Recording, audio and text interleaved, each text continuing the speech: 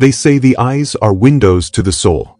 But sometimes, even the brightest eyes carry the darkest stories. Before we dive into this gripping story, drop a comment below and tell us where you're watching from. And if you love stories packed with mystery and drama, don't forget to like this video and hit that subscribe button. There's so much more coming your way. In the bustling northern Nigerian city of Kaduna, where the heat clings to your skin and dust clouds follow schoolchildren like shadows, lived a bright, curious 10-year-old named Mabel Ease. With wide, expressive eyes and a curious mind, Mabel was the kind of child who asked big questions about little things. She memorized poetry easily, loved painting with watercolors, and would often sneak into the kitchen just to sit with her mother, Felicia, while she cooked. She was an only child, and she was cherished, or so everyone thought. On the surface, the Ease family embodied the ideal Nigerian household. Joseph, her father, was a respected church elder who led fervent prayers and was often invited to speak at local crusades. Felicia, her mother, was a kind-hearted government nurse who rarely rested. They lived in a modest two-bedroom bungalow in a quiet Christian neighborhood. Neighbors often spoke of the Ease household with admiration. But Mabel was slowly fading behind her eyes. She was the first to school and the last to leave. Her teachers praised her punctuality. But no one asked why she never wanted to go home. Predators don't always come with horns and red eyes. Sometimes they wear ties and carry chalk. Mr. Al-Hassan was the literature and moral instruction teacher. Popular among students and staff, he had a reputation for charisma and kindness. He often quoted Chinua Achebe and Wole Soyinka and encouraged students to express themselves through essays and poetry. Mabel admired him, like most students did. He praised her frequently, calling her bright and mature for her age. It started innocently, asking her to help clean the board, then staying after class to rearrange books, then moving chairs together to discuss literature.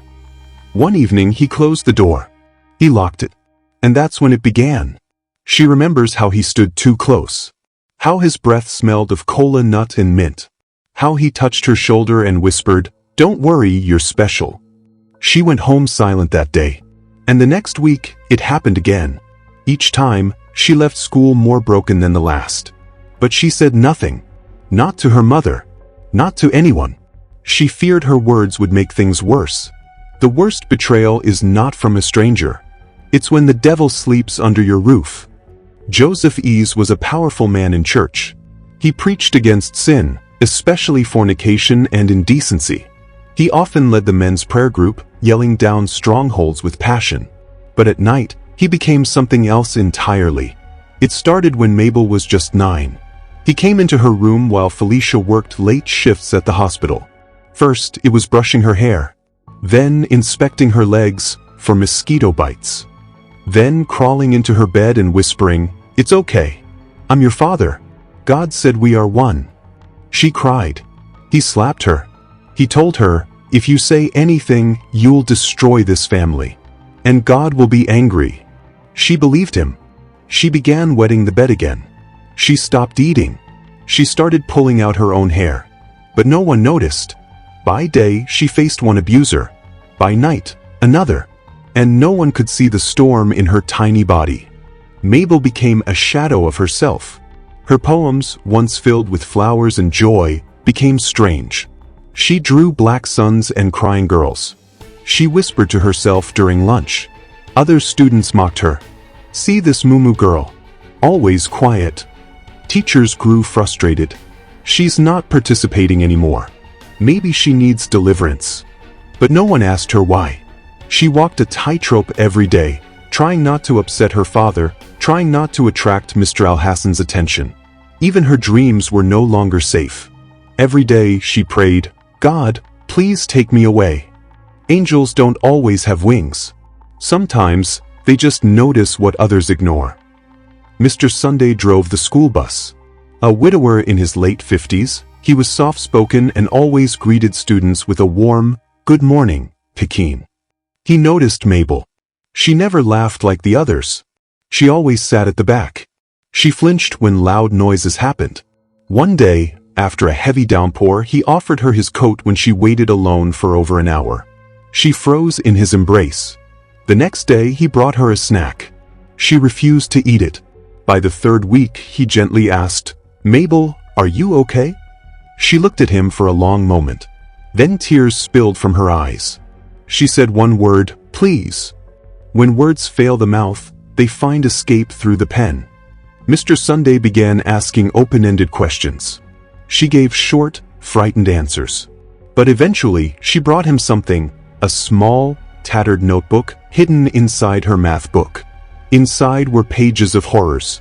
She was like, "Today, he said he would kill me if I scream. He prayed after doing it. I think I'm dirty. Sir A touches me after school. I hate him."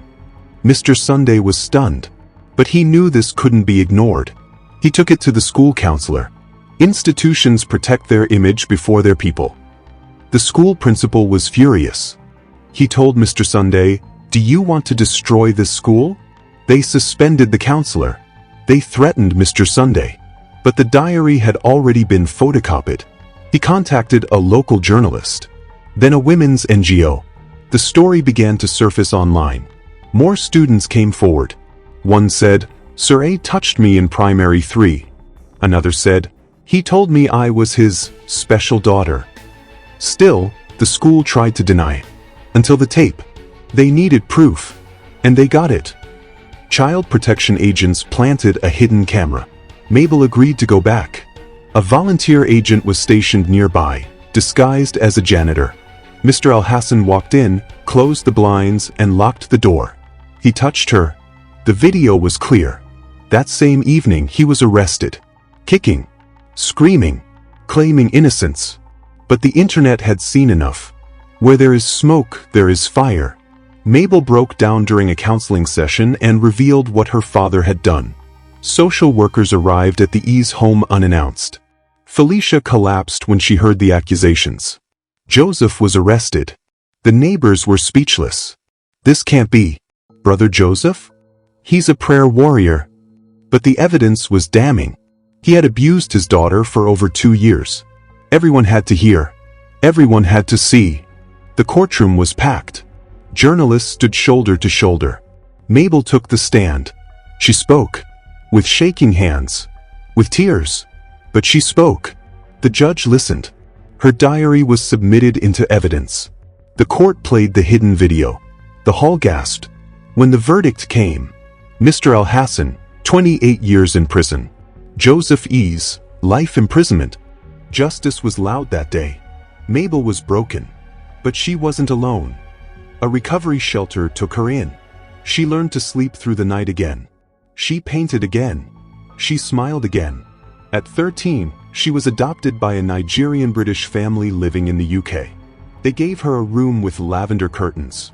A space to grow. She went to therapy. She went to school. She thrived. She found her voice and used it. At 17, Mabel published The Diary of My Silence. By 20, she spoke at international conferences.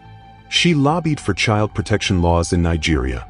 She started a foundation that offers free therapy and shelter for abused girls. Her mother, now sober and in recovery, stood beside her during a UN speech. She said, "I didn't know. But now I will always see." Sometimes, healing comes with confrontation. Mabel returned to Nigeria. With cameras. With reporters. She visited the old classroom. She visited the prison. She looked her father in the eye. She said, "You didn't destroy me. You made me louder." She left a letter at her old home. "To the girl who lived here, I'm proud of you. You survived hell and came back with fire." Her story was just one. But it became many. Hundreds of letters arrived at her foundation. Children, women, even grown men, finally speaking their truths. Mabel read every one. And she wrote back, "I believe you. I see you. And I will stand with you. Thanks for watching." If you're hooked on gripping stories like this, be sure to like, share, and subscribe for more thrilling tales. Your support means the world to us. With love and gratitude, I invite you to join our community for more captivating content. Subscribe now for more stories that will keep you on the edge of your seat. Thank you.